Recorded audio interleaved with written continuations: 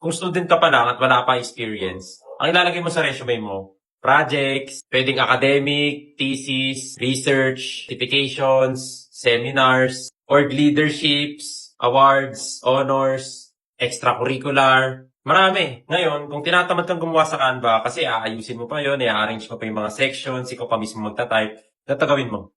Punta ka sa website na to, fixresume.io. Pwede rin yan kahit sa cellphone. Click mo tong Build Resume.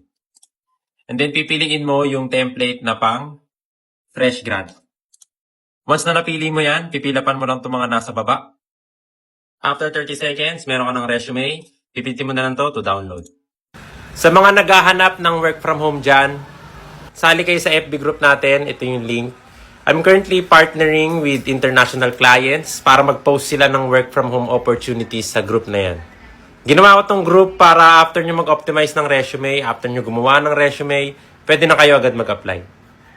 Ayun lang, see you sa group. Active din ako makipag-usap doon.